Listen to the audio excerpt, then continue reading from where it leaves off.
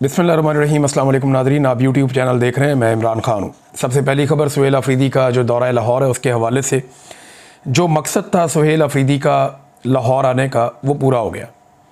यानी एक आधा मकसद तो पूरा हो गया आवाम के निकलने से। लोग बड़ी तादाद में निकले, हर जगह पर निकले, लोगों ने खौफ के बुत तोड़ दिए। पाकिस्तान तहरीक इंसाफ के झंडे बड़े अरसे के बाद हमें लाहौर की सड़कों पर नज़र आए। और लोगों के निकलने के अलावा यानी सुहेल अफरीदी का ये था कि जो एक जमूत पैदा किया गया है पंजाब के अंदर, ख़ास तौर पे लाहौर में दारुल हुकूमत में, जो मरीम नवाज़ की एक ख्वाहिश है, आसिम मुनीर साहब की एक ख्वाहिश है कि पीटीआई को बिल्कुल कुचल के रख दिया जाए, किसी किस्म की कोई एक्टिविटी ना हो, वो जमूत तोड़ा है। ऐसा अगर कुछ गंडापुर साहब कर पाते तो बहुत बेहतर होता, लेकिन गंडापुर साहब लाहौर नहीं आए, बल्कि जब आए तो एक फार्म हाउस पे आए और वहाँ से वापस चले गए। तो उन्होंने वो मौका ज़ाया किया जो उन्हें अल्लाह रब्बुल इज़्ज़त ने दिया था और इमरान खान साहब ने दिया था। लेकिन सुहेल अफरीदी ने लाहौर आने का एक बेहतरीन फ़ैसला किया और फिर लाहौर आने के बाद वो चुप करके बैठे नहीं। उन्होंने एक एक दिन में एक दर्जन से ज़्यादा जगहों के विज़िट किए, लोगों के घरों में गए, कारकुनों को मोटिवेट किया, सड़कों पे, गलियों में, हर जगह पे वो कारकुनों को मिले।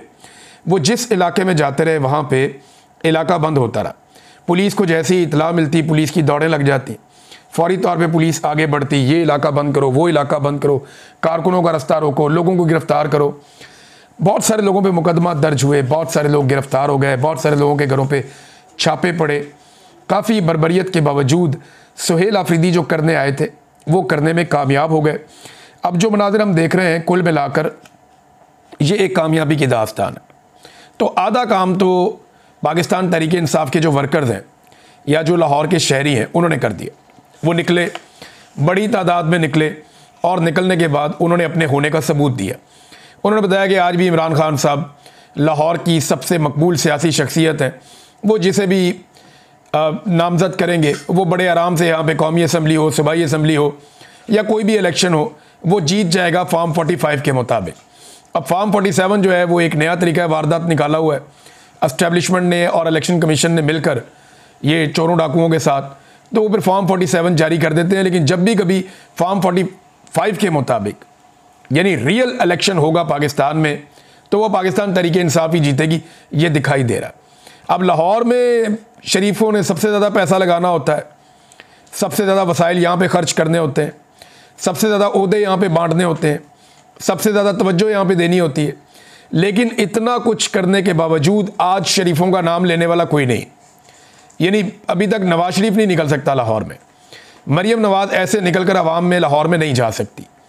सुहेल अफरीदी खैबर पख्तूनख्वा से चलता है। कुछ अर्सा पहले तक खैबर पख्तूनख्वा में भी कोई नहीं जानता था, किसी को नहीं पता था कि सुहेल अफरीदी कौन है। वो एक नॉर्मल MPA था, फिर वो मिनिस्टर बना और इमरान खान साहब ने उसको वज़ीर आला बना दिया।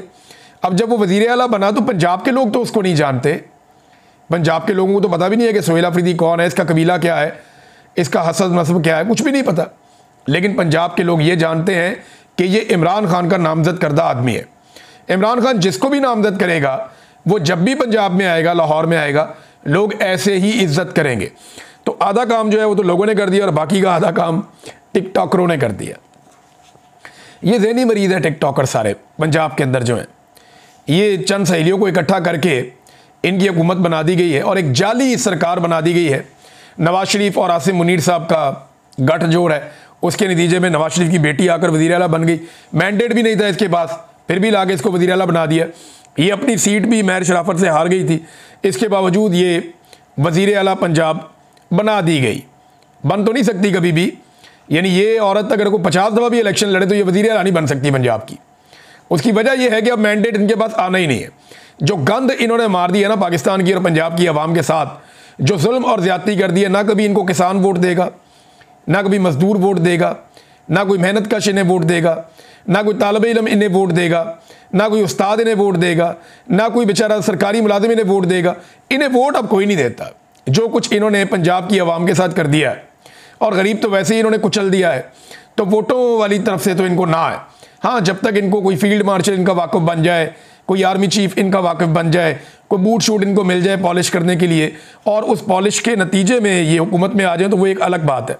बहरहाल आधा काम आवाम ने कर दिया, आधा काम पंजाब की हुकूमत ने कर दिया और काम पूरा हो गया। जो काम करने के लिए सुहेल अफरीदी आए थे, और सुहेल अफरीदी को भी शाबाश मिलनी चाहिए कि इमरान खान साहब ने एक ठीक आदमी को चुना, और जिस आदमी को वो लेकर आए उसने कम से कम पंजाब को एक मरतबा झंझोड़ा है।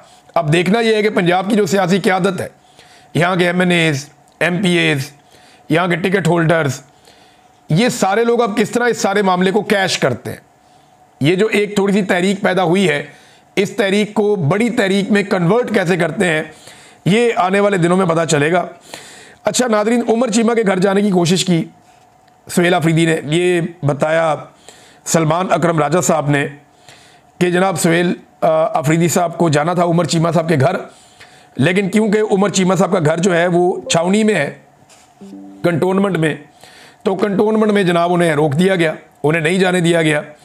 तो अब वो कह रहे हैं जी हम आज दोबारा जाने की कोशिश करेंगे, लेकिन कल उन्होंने जाना चाहा तो छावनी के अंदर घर है कंटोनमेंट में, तो कंटोनमेंट कोई पाकिस्तान से बाहर तो नहीं है ना।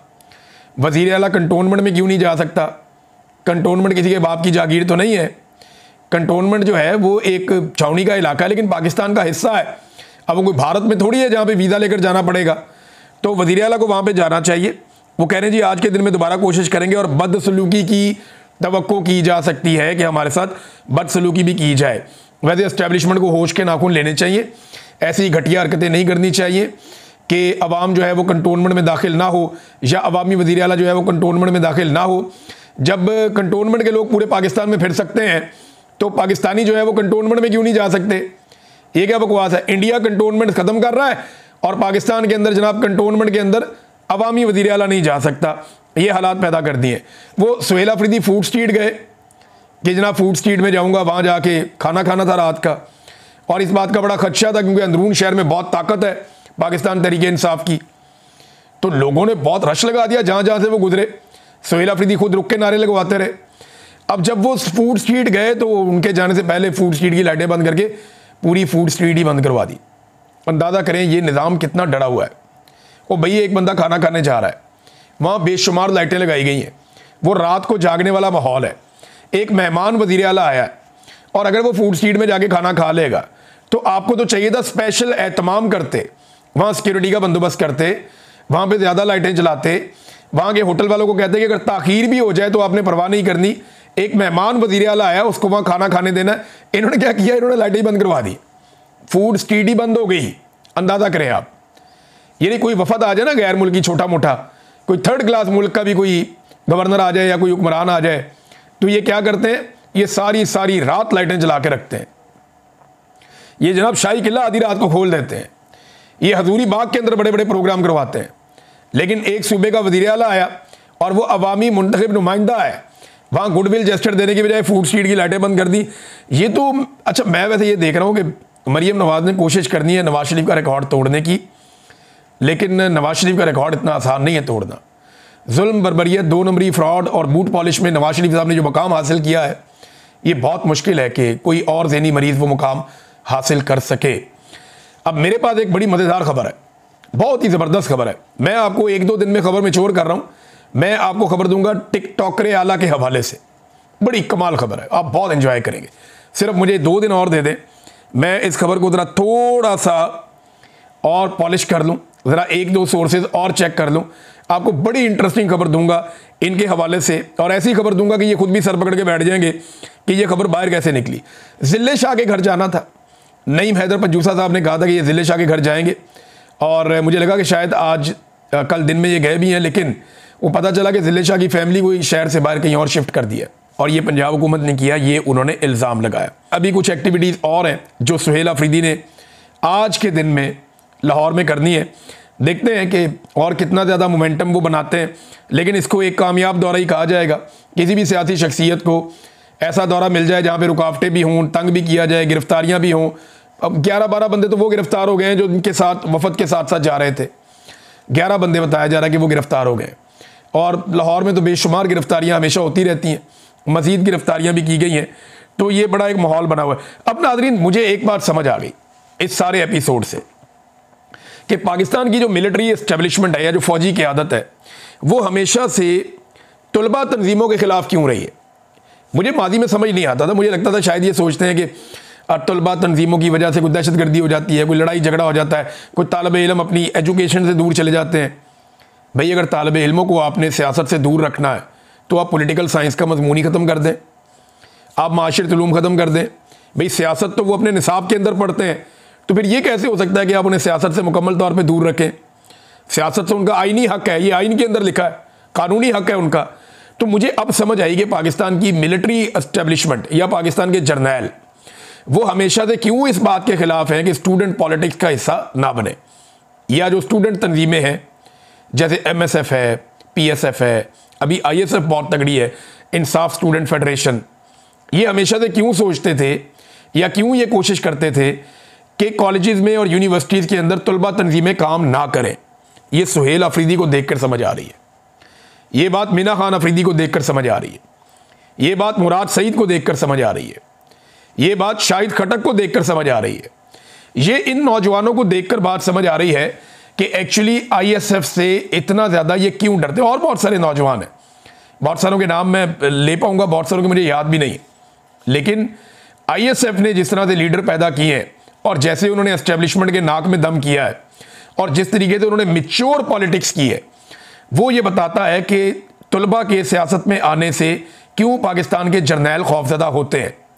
लिहाजा अब पूरा फोकस करना चाहिए इस बात के ऊपर तमाम पॉलिटिकल पार्टीज़ को, नवाज शरीफ को भी, जरदारी को भी और बाकी पॉलिटिकल पार्टीज़ को भी। PTI तो कर ही रही है, सबको इस बात के ऊपर फोकस करना चाहिए कि जितना मैक्सिमम हो सके नौजवानों को कॉलेजेस में, यूनिवर्सिटीज़ में पॉलिटिक्स के अंदर इन्वॉल्व किया जाए, क्योंकि स्टूडेंट जब पॉलिटिक्स को समझेगा, जब वो उसके अंदर आएगा, तो जब वो अमली सियासत में आएगा तो वो बहुत मिच्योर पॉलिटिकल लीडर बन के आएगा। सब ने तो सियासत में नहीं जाना होता, सैकड़ों में एक होता है जो प्रॉपर सियासत के अंदर आता है।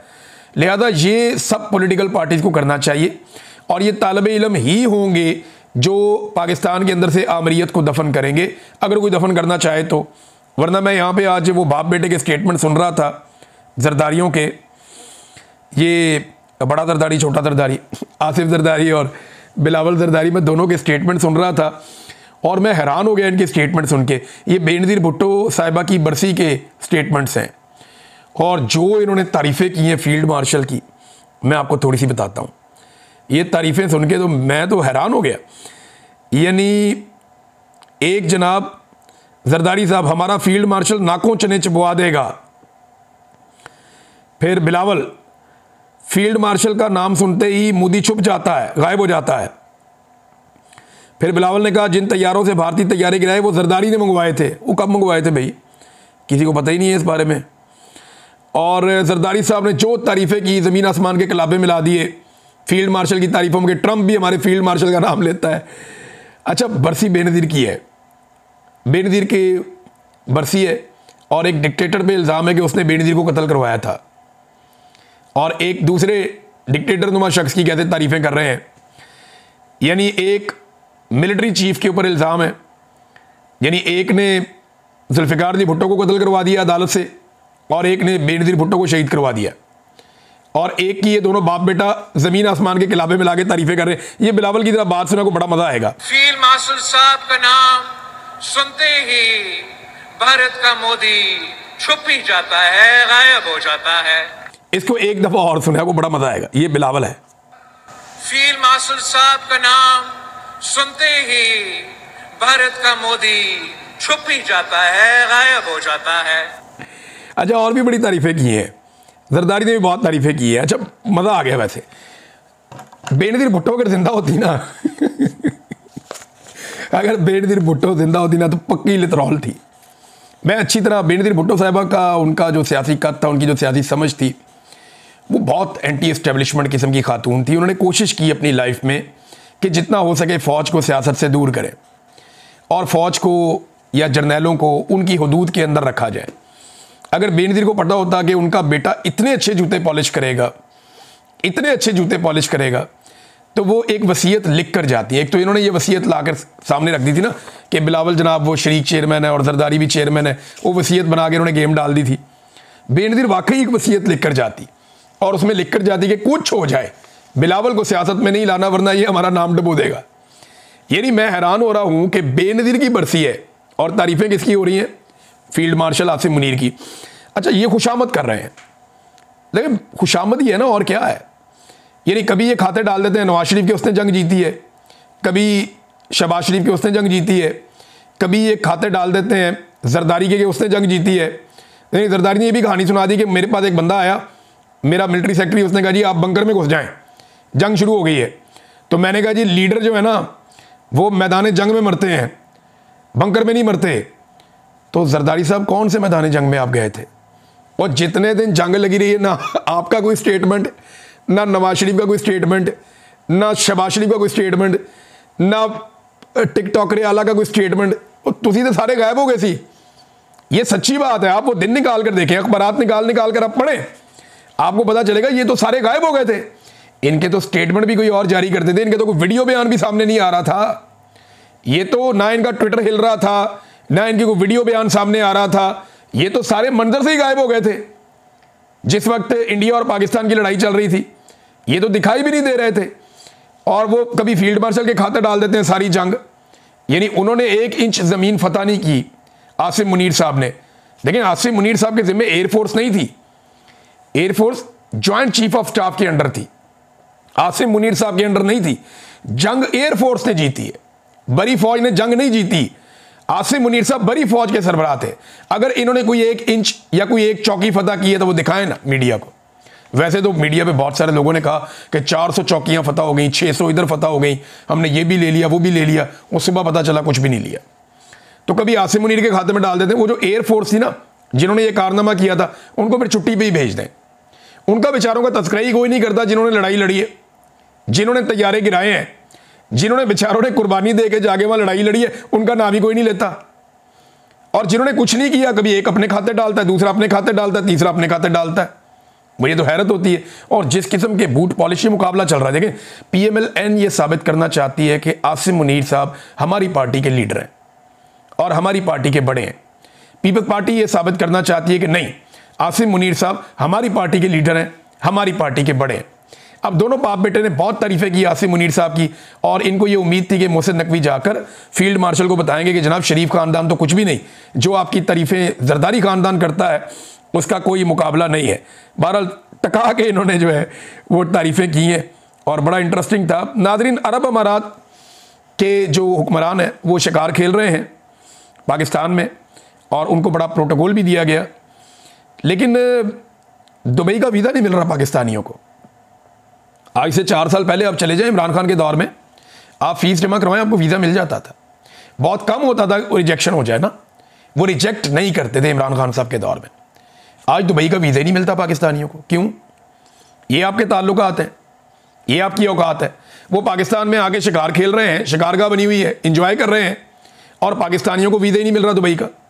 पाकिस्तानी वीज़ा अप्लाई करते हैं, दुबई का वीज़ा ही नहीं मिलता। बेशुमार पाकिस्तानियों के वीज़े रिजेक्ट हो रहे हैं। क्यों हो रहे हैं? ये पॉलिसी के तहत हो रहा है। मैंने आपको पहले भी बताया था कि पाकिस्तान की रियासत ने बाकायदा चंद ममालिक से दरख्वास्त की है कि अल्लाह का वास्ता वीज़े ना दो। ये सारे पाकिस्तानी निकल जाएंगे, जितने काम के बंदे सारे पाकिस्तान छोड़ कर बाहर जा रहे हैं। और इस वक्त हुकूमत बहुत घबराई हुई है इस वजह से कि दुनिया का नंबर 1 मुल्क पाकिस्तान बन गया है। पाकिस्तान से बाहर निकलने, अपना मुल्क छोड़ने वालों की फहरिस्त में पाकिस्तान दुनिया का नंबर 1 मुल्क बन गया है। अब अरब अमारात के पैसे हमने रखे हुए थे अपने डिपॉजिट में, जो पैसे हमने अरब अमारात के अपने डिपॉजिट में रखे हुए थे उन्होंने वापस मांग लिए। अब पैसे हैं नहीं वापस करने के लिए, तो इन्होंने कहा जी हम आप इसके बदले में आपको कुछ असासे दे देते हैं या कुछ शेयर्स आपको दे देते हैं। तो वो शेयर जो हैं वो फौजी फाउंडेशन के दे रहे हैं, लेकिन फौजी फाउंडेशन तो हुकूमत की नहीं है। ये बात मुजम्मिल असलम साहब ने भी की कि जो फौजी फाउंडेशन है वो हुकूमत की मलकियत तो नहीं है, तो फिर हुकूमत फौजी फाउंडेशन को क्या दे रही है? ये है बड़ा सवाल कि अगर इतना पैसा, यानी इतने सारे असासे दे रहे हैं, उन्होंने पाकिस्तान के डिपॉजिट किए हुए हैं $1 अरब, वो वापस मांग रहे हैं अगर, तो $1 अरब के बदले में आप उन्हें दे रहे हैं बहुत सारे शेयर्स कि ये पैसे हमारे पास रहे। जो शेयर्स आप उनको दे रहे हैं उनमें फौजी फाउंडेशन के शेयर दे रहे हैं आप, तो फौजी फाउंडेशन को इसके बदले क्या दे रहे हैं ये बताया जाए। ये है बड़ा सवाल जो उठाया जाना चाहिए और इसका जवाब भी मिलना चाहिए, क्योंकि ये पाकिस्तानियों का मामला है ना। अल्टीमेटली ये पैसा अदा तो पाकिस्तानियों ने करना है, या जो जाना है वो जाना तो पाकिस्तानियों के खाते में से है, किसी और खाते में से तो जाना नहीं है। नादरीन, एक बंदा जो है ना, उसकी बिला वजह हर थोड़ी देर बाद कोई ना कोई मंजी ठुक जाती है। वो है बेचारा मुशर्रफ जैदी। ये चेहरा आप देखें, मुशर्रफ जैदी, ये बड़ा इनकलाबी आदमी था, बड़ा आज़ाद ख्याल आदमी था, बड़ा लिबरल टाइप का आदमी था। धांधली पे इस बंदे के साथ बहुत बुरी होती है। जब भी पाकिस्तान में कुछ गलत होता है ना, इस बंदे की मंजी ठुक जाती है बिला वजह। बिला वजह तो नहीं ठुकती, मेरे ख्याल ठीक ही ठुक जाती है। उसकी मैं आपको रीज़न देता हूँ। धांधली का मामला हो, जुल्म और बरबैयत का मामला हो, सियासी कैदियों पर जुल्म का मामला हो, जाली केसेस का मामला हो, टेलोरों के शिकार का मामला हो, या PIA की ख़राब सूरत हाल और उसकी फ़रोख्त का मामला हो, हर चीज़ पर माजी में ये बंदा इनकलाबी बन चुका है।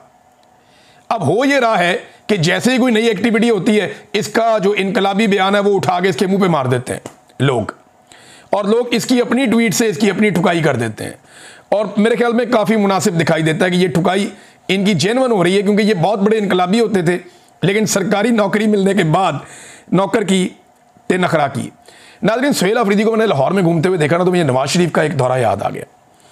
नवाज शरीफ ने दौरा किया था लाहौर में, और नवाज शरीफ गए थे मोनी रोड पे। ये नवाज शरीफ साहब का एक पुराना इश्क है, मोनी रोड। इनके फैमिली के लोग भी यहाँ पे रहते हैं, इनका ससुराल समझ लें आप। मोनी रोड पे जनाब नवाज शरीफ साहब गए, बड़े अपने साथ गाड़ियों का काफिला लेकर गए। जितनी गाड़ियाँ रायवंड से लेकर निकले थे ना, उतनी गाड़ियाँ थी। वहाँ पे जो कैमरामैन थे, उन्होंने जो फुटेज बनाई और जो पब्लिक हुई, उसमें लोग नवाज शरीफ का मजाक उड़ा रहे थे मोनी रोड पे। मुझे याद है अच्छी तरह। बच्चे पीछे छोड़ दिए थे, बच्चे मजाक उड़ा रहे थे, तमस्खर उड़ा रहे थे। आज मैंने सुहेल अफरीदी को लाहौर में सड़कों पे घूमते हुए देखा, तो मैं ये सोच रहा था कि नवाज शरीफ ने अपने साथ क्या जुल्म कर दिया, क्या अपने साथ नवाज शरीफ ने ज्यादती की है टका के, कि आज वो लाहौर की सड़कों पे नहीं निकल सकता। और खैबर पख्तूनख्वा से एक बच्चा जिसे कल तक कोई जानता भी नहीं था, वो लाहौर आता है तो लाहौर उमड़ आता है, उसको मिलना शुरू हो जाते हैं। ये नवाज शरीफ ने अपनी सियासत के साथ खुद किया। और सुहेल वड़ाइच साहब का मैं देख रहा था कि नवाज शरीफ एक दरवाजे से मुजामत करता है, एक से मफामत करता है। यानी नवाज शरीफ को मुजामत के मशवरे और इमरान खान को मफामत के मशवरे। सुहेल वड़ाइच साहब अब दोनों बंदों को गलत मशवरा दे रहे हैं। ना इमरान खान ने मफामत पे चलना है, उसने बात करनी है पाकिस्तान के लिए करनी है, वो साफ कह चुका है। उससे इस बात से कोई सरोकार नहीं कि उसको जेल में आप क्या करते हैं उसके साथ। और नवाज शरीफ को आप दे रहे हैं मुजामत के मशवरे। नवाज शरीफ साहब सिर्फ इतनी मुजामत कर सकते हैं कि पॉलिश खत्म होगी, दूजी लेके आओ फटाफट। इससे ज़्यादा मुजामत नहीं होगी उनसे। अब तक के लिए इतनी, अपना ख्याल रखिएगा, अपने चैनल का भी। अल्लाह हाफ़िज़।